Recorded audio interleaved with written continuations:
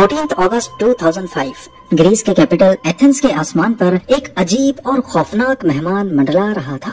जमीन से करीब 10,000 मीटर ऊपर एक पैसेंजर प्लेन बिल्कुल खामोशी से बिना किसी से रब्ता किए बस घूम रहा था। इसमें खौफ खाने वाली बात ये थी कि पिछले 2 घंटों से ये प्लेन किसी भी कंट्रोल टावर के मैसेजेस का कोई जवाब नहीं दे रहा था। एथेंस की आबो हवा में खौफ फैल चुका था। क्या ये कोई टेररिस्ट अटैक की तैयारी थी या फिर कोई हाईजैकिंग इवेंट। इसी डर की वजह से ग्रीक एयरफोर्स ने फौरन अपने फाइटर जेट्स इसके पीछे रवाना किए। जब फाइटर जेट्स प्लेन के करीब पहुंचे तो प्लेन के अंदर होश उड़ा देने वाला मंजर देखा गया। मालूम ये पड़ा कि प्लेन के अंदर बिल्कुल खामोशी थी, कोई हरकत नहीं, कोई हलचल नहीं। सारे पैसेंजर्स अपनी सीट पर बेजान बैठे थे और कॉकपिट में भी कोई मौजूद नहीं था। इसी दौरान F-16 के पायलट्स को प्लेन के कॉकपिट में एक शख्स दिखाई दिया जो बज़ाहिर पायलट नहीं दिखता था। वो कॉकपिट में इधर उधर घूम रहा था जैसे कुछ ढूंढ रहा हो या कुछ समझने की कोशिश कर रहा हो। अगले ही लम्हे प्लेन अचानक एक तरफ झुका और तेजी से जमीन की तरफ उतरने लगा। कुछ ही मिनटों के बाद वो एथेंस के नॉर्थ में पहाड़ों से टकरा गया। इस हादसे में 121 पैसेंजर्स और क्रू मेंबर्स सब खत्म हो गए। पर आखिर ये सारा माजरा क्या था? प्लेन के अंदर कोई भी हरकत क्यों नहीं थी? पायलट्स और क्रू मेंबर्स किसी भी कॉल का जवाब क्यों नहीं दे रहे थे? और टेक ऑफ के बाद अंदर ऐसा क्या हुआ था जो बाद में एक खौफनाक हादसे की वजह बना? ये कहानी है हीलियोस फ्लाइट 522 की, जिसे गोस्ट प्लेन के नाम से भी याद किया जाता है। 14 अगस्त 2005 की सुबह साइप्रस के लार्नाका एयरपोर्ट पर 115 पैसेंजर्स और 6 क्रू मेंबर्स हीलियोस फ्लाइट 522 में सवार हुए। उनकी मंजिल तो चेक रिपब्लिक का शहर प्राग थी, लेकिन रास्ते में उनको एथेंस में एक स्टॉप ओवर करना था।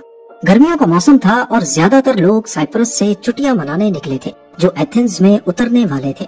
इस फ्लाइट के कैप्टन एक निहायत एक्सपीरियंस्ड शख्स थे। 59 इयर्स की एज में उनके पास 17,000 से ज्यादा फ्लाइंग आवर्स का एक्सपीरियंस था। फर्स्ट ऑफिसर भी 51 इयर्स के थे और उन्होंने भी 7,500 घंटे हवा में गुजारे थे। आमतौर पर ऐसे हादसों में क्रू की एक्सपर्टाइज पर जोर दिया जाता है, लेकिन इस केस में कहानी कुछ अलग थी। ये दोनों पायलट्स पहले भी कई फ्लाइट्स में एक साथ थे और फर्स्ट ऑफिसर ने अक्सर अपने दोस्तों और घर वालों से कैप्टन के दबाव और सख्त रवैये की शिकायत भी की थी। एयरलाइन को भी इस मसले का पहले से इल्म था। सिर्फ यही नहीं, फर्स्ट ऑफिसर के ट्रेनिंग रिकॉर्ड में भी ये बात सामने आई कि उन्हें चेक लिस्ट प्रोसीजर में परेशानी होती थी। ये एक ऐसी बात थी जो बाद में सबसे ज्यादा अहम साबित होने वाली थी। प्लेन एक 7 साल पुराना बोइंग 737-300 था। सुबह की ठंडी हवा में जहाज ने बिना किसी मसले के लार्नाका एयरपोर्ट से टेक ऑफ कर लिया। जैसे ही प्लेन 10,000 फीट से ऊपर गया, क्रू ने निकोसिया एयर ट्रैफिक कंट्रोल से राब्ता किया और कैप्टन ने 34,000 फीट की बुलंदी पर उड़ने की परमिशन मांगी, जो उनको मिल भी गई। मगर जैसे ही जहाज 12,000 फीट के एल्टीट्यूड तक पहुंचा, अचानक कॉकपिट में एक अलार्म बजना शुरू हो गया। ये अलार्म वही था जो अक्सर टेक ऑफ से पहले जमीन पर बजा करता था जब जहाज के टेक ऑफ कॉन्फ़िगरेशन में कोई मसला हो। इसी वजह से दोनों पायलट्स हैरान थे कि वो इसे हवा में क्यों सुन रहे हैं।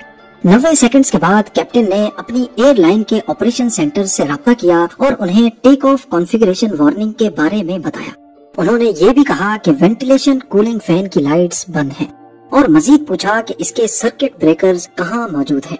जमीन पर मौजूद इंजीनियर ने जवाब दिया कि वो लाइट्स तो वैसे भी बंद ही होनी चाहिए और वो सर्किट ब्रेकर कैप्टन की सीट के पीछे मौजूद है। इंजीनियर ने जब कैप्टन से मसले की तस्दीक करने को कहा तो कैप्टन ने कहा कि वो बंद नहीं है। पायलट का ये जवाब इंजीनियर को बिल्कुल समझ नहीं आया। इसी दौरान इंजीनियर को एक बात याद आ गई। फ्लाइट से पहले इसी इंजीनियर ने जहाज के प्रेशराइजेशन सिस्टम की जांच की थी, क्योंकि इस सिस्टम के कंट्रोल्स उन कंट्रोल्स के करीब ही थे जिनके बारे में कैप्टन उलझे हुए जवाब दे रहा था। इसी वजह से इंजीनियर ने कैप्टन से पूछा कि क्या प्रेशराइजेशन मोड ऑटो पर है या मैनुअल है, लेकिन कैप्टन ने इसका जवाब देने के बजाय दोबारा वही सवाल दोहराया कि सर्किट ब्रेकर्स कहाँ मौजूद हैं। इस गुफ्तगू के दौरान प्लेन के अंदर पैसेंजर्स के ऑक्सीजन मास्क नीचे गिर चुके थे। इसके थोड़ी देर के बाद हीलियोस ग्राउंड ऑपरेशंस का प्लेन से राब्ता टूट गया। देखते ही देखते जहाज 34,000 फीट पर पहुंच गया और अब इससे राब्ता करने की तमाम कोशिशें नाकाम दिख रही थी। اب ہیلیوس آپریشنز نے نیکوسیا ایئر ٹریفک کنٹرول سے رابطہ کیا اور کہا کہ وہ فلائٹ 522 سے کانٹیکٹ کرنے کی کوشش کریں۔ اگلے 5 منٹوں تک کنٹرولر نے جہاز سے کانٹیکٹ کرنے کی کوشش کی لیکن کوئی جواب نہیں آیا۔ پھر کنٹرولر نے فلائٹ 522 کے قریب ایک دوسرے جہاز سے کانٹیکٹ کیا اور ان سے کہا کہ وہ فلائٹ 522 سے کانٹیکٹ کرنے کی کوشش کریں، پر یہ طریقہ بھی ناکام رہا۔ اسی دوران فلائٹ 522 اب گریک ایئر اسپیس میں بنا پرمیشن کے داخل ہو چکی تھی اور اس نے اپنا فلائٹ پلان جاری رکھا۔ Nicosia air traffic control tower نے فلائٹ 522 سے ایمرجنسی فریکوینسی پر بھی رابطہ کرنے کی کوشش کی لیکن یہاں سے بھی کوئی جواب نہیں آیا۔ پھر انہوں نے گریس میں ایتھنز ATC سے رابطہ کیا اور پوچھا کہ کیا ان کا فلائٹ 522 سے رابطہ ہوا ہے یا نہیں، لیکن بدقسمتی سے ان کی ریڈیو کالز کا بھی جہاز سے کوئی جواب نہیں آیا۔ اب یہاں پر 2 پاسبلٹیز تھی، یہاں تو فلائٹ 522 میں کوئی ریڈیو ٹرانسمیشن کا مسئلہ ہوا ہے جس کی وجہ سے وہ کالز سن تو پا رہے ہیں لیکن ان کے جواب ٹرانسمٹ نہیں ہو رہے، یا پھر دونوں پائلٹس ہوسٹیج بنا لیے گئے ہیں۔ پہلی پاسبلٹی کو نظر میں رکھتے ہوئے ایتھنز کنٹرول ٹاور نے جہاز کو نیچے اترنے کی پرمیشن دے دی، پر فلائٹ 522 کی طرف سے نیچے اترنے کا کوئی اشارہ نہیں ملا۔ 20 سے زیادہ مرتبہ کانٹیکٹ کرنے کے باوجود جب کوئی جواب نہیں آیا تو مجبوراً ایتھنز ATC نے گریک ایئر فورس سے کانٹیکٹ کیا اور ان کو بتایا کہ فلائٹ 522 بنا پرمیشن کے ایئر اسپیس میں داخل ہوئی ہے اور میسیجز کا جواب بھی نہیں آ رہا۔ گریک ایئر فورس نے فوراً 2 F-16 جیٹس انٹرسیپٹ کرنے کے لیے بھیج دیے۔ اس وقت تک فلائٹ 522 آٹو پائلٹ پہ پرفیکٹلی اپنے فلائٹ پاتھ کو فالو کر رہی تھی۔ جس مقام پر اسے نیچے اترنا تھا وہ پوائنٹ آلریڈی 2 مرتبہ مس ہو چکا تھا، لیکن جہاز 34,000 فیٹ پہ ہی پرواز کر رہا تھا۔ صبح 7:37 AM پر فلائٹ 522 نے ایتھنز ایئرپورٹ کے اوپر ہولڈنگ پیٹرن بنا دیا۔ ہولڈنگ پیٹرن اس پیٹرن کو کہتے ہیں جس میں جہاز ایئرپورٹ کے اوپر ہی گول چکر کاٹ رہا ہوتا ہے اور پرمیشن ملتے ہی وہ لینڈنگ اپروچ بناتا ہے۔ جب وہ ہولڈنگ پیٹرن کے 6ٹھے راؤنڈ پر تھے اس وقت دونوں F-16 نے ان کو انٹرسیپٹ کر لیا۔ صبح کے ٹھیک 8:30 بج رہے تھے۔ 2 F-16 میں سے ایک پائلٹ نے کافی حیران کرنے والی رپورٹ دی۔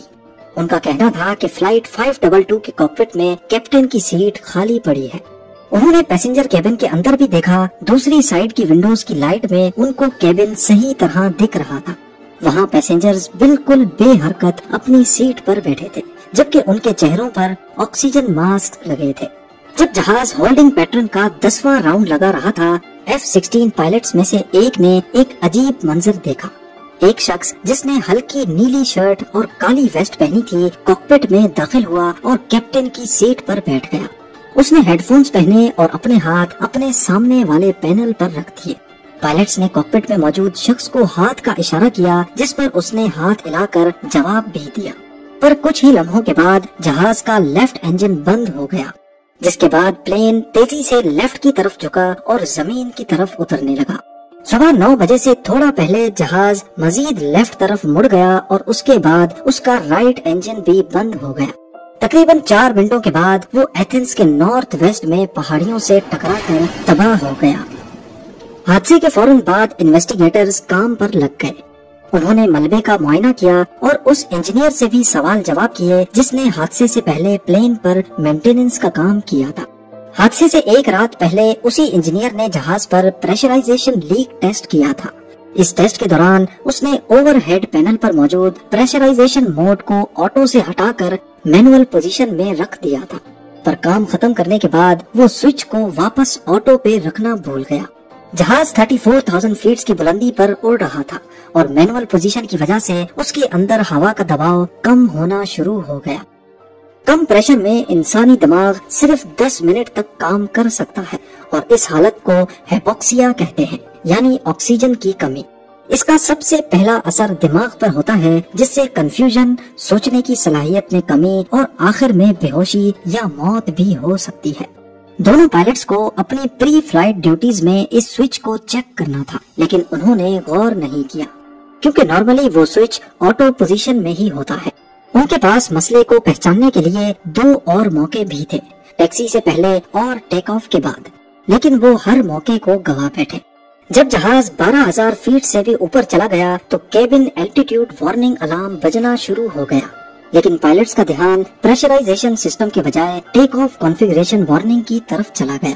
اسی غلط فہمی میں انہوں نے وہ پروسیجر شروع کر دیا جو عموماً ٹیک آف سے پہلے رن وے پر کیا جاتا ہے، اور ایسے وہ اصلی مسئلے کو پوری طرح نظر انداز کر بیٹھے۔ اسی دوران جہاز میں آکسیجن ماسک نکل آئے اور پاس آکسی آن کی لائٹ جل پڑی، لیکن ہائپوکسیا کے شروعاتی اثرات کی وجہ سے شاید انہوں نے اس پر بھی دھیان نہیں دیا۔ یہی وہ وقت تھا جب کیپٹن اور فرسٹ آفیسر بے ہوش ہو گئے اور 10 منٹ کی آکسیجن سپلائی ختم ہونے کے بعد پیسنجرز اور کریو بھی اپنے ہوش کھو بیٹھے۔ اب سوال یہ اٹھتا ہے کہ کاکپٹ میں وہ شخص کون تھا جو ان کے بے ہوش ہونے کے 2 گھنٹے کے بعد وہاں پہنچا تھا۔ تحقیقات سے معلوم پڑا کہ وہ فلائٹ اٹینڈنٹ اینڈریاس پروگرامو تھا، جس کے پاس کمرشل پائلٹ لائسنس تھا، لیکن وہ 737 اڑانے کے لیے کوالیفائڈ نہیں تھا۔ کاکپٹ وائس ریکارڈر سے پتا چلا کہ پروگرامو نے انجنز فیل ہونے کے بعد میڈے کالز کرنے کی بھی کوشش کی تھی، لیکن وہ غلطی سے ٹرانسمٹ بٹن دبانا بھول گیا۔ انویسٹیگیشن بورڈ نے یہ تحقیق کی کہ اس کی فلائنگ ایکسپرٹیز اتنی نہیں تھی کہ وہ ایک بوئنگ 737 کو کنٹرول کر سکے، وہ بھی جب فیول ختم ہونے کی وجہ سے انجن فیل ہو گئے ہوں۔ اور اگر وہ کسی طرح جہاز کو لینڈ کروا بھی لیتا پھر بھی پیسنجرز اور کریو کا زندہ بچنا ناممکن تھا، کیونکہ اتنی دیر تک ہائپوکسیا دماغ میں irreversible ڈیمیجز پیدا کر دیتا ہے۔ انویسٹیگیشن کے دوران جہاز کے ملبے میں سے 4 میں سے 3 پورٹیبل آکسیجن سلنڈرز استعمال شدہ حالت میں ملے۔ اس سے یہ ثابت ہوا کہ پروگرامو اور شاید 2 اور کیبن کریو ممبرز نے ان سلنڈرز کو استعمال کیا تھا، جس کی وجہ سے وہ باقی مسافروں اور پائلٹس کے مقابلے میں زیادہ دیر تک ہوش میں رہے۔ ہیلیوس فلائٹ 522 کے حادثے کے بعد ایویشن انڈسٹری نے بہت کچھ سیکھا اور کئی نئی SOPs بھی بنائی گئیں، جن میں بوئنگ کو پائلٹس کی ٹریننگ میں اضافہ کرنے اور وارننگز کے فرق کو سمجھنے کی ہدایت دی گئی۔ ان SOPs کو لاگو کرنے کے بعد ہیلیوس فلائٹ 522 جیسا حادثہ آج تک دوبارہ نہیں ہوا۔